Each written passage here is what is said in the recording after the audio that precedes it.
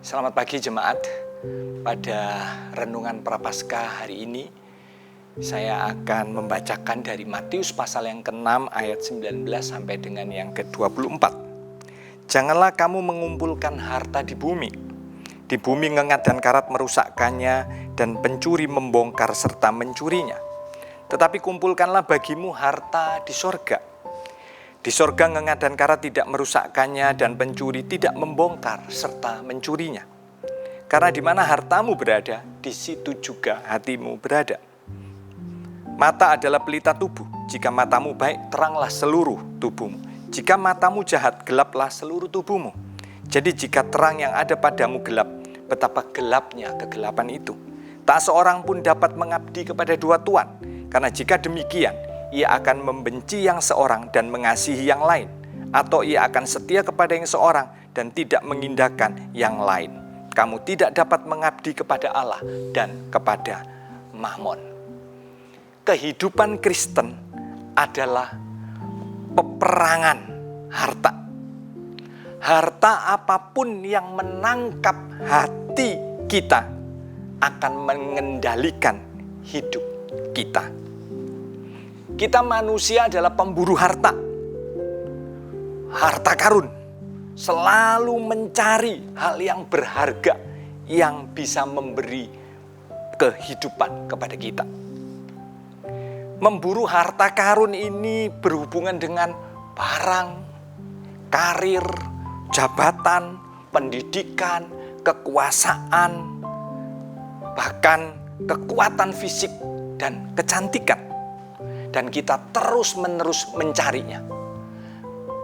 Matius pasal yang ke-6 mengingatkan ada dua tempat yang dapat kita meletakkan keinginan hati dan harapan hidup kita. Yaitu kepada harta duniawi atau kepada harta surgawi. Yang perlu disadari bahwa kita tidak mencari kepada sesuatu, tetapi kepada seseorang. Karena pencarian terhadap harta ini itu adalah pencarian terhadap penyelamat. Bahkan jutaan orang setiap hari menyerahkan harapannya pada penyelamat palsu. Keputusan gitu ya. Harta karun ini memiliki konsekuensi yang besar di sini dan di kehidupan yang akan datang.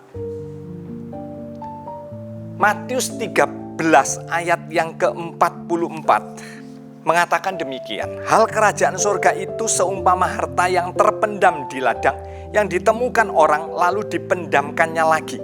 Oleh sebab sukacitanya pergilah ia menjual seluruh miliknya lalu membeli ladang itu. Kita semua ini adalah seperti orang itu.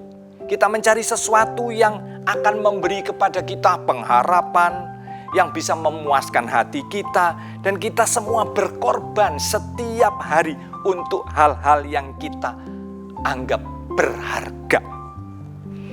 Kita mengorbankan keluarga demi bisnis dan karir.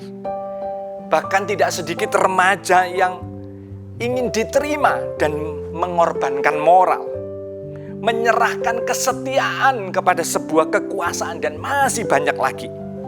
Pertanyaannya, apakah benar-benar bisa membuat kita puas? Harta apa atau bidang apa? Perumpamaan ini mengingatkan satu-satunya yang berharga dan kita layak mengorbankan segalanya adalah kerajaan sorga. Di sana kita akan menemukan kasih, kita akan menemukan pengampunan, kita akan menemukan jaminan hidup yang kekal. Dan biarlah di masa Prapaskah ini, marilah kita berhenti sejenak. Kita memperhatikan situasi hati kita. Kita memperhatikan di hadapan Tuhan. Apa yang menjadi fokus kita? Biarlah kita memfokuskan hanya kepada harta di surga. Karena di sanalah kita akan menemukan kebahagiaan yang sejati.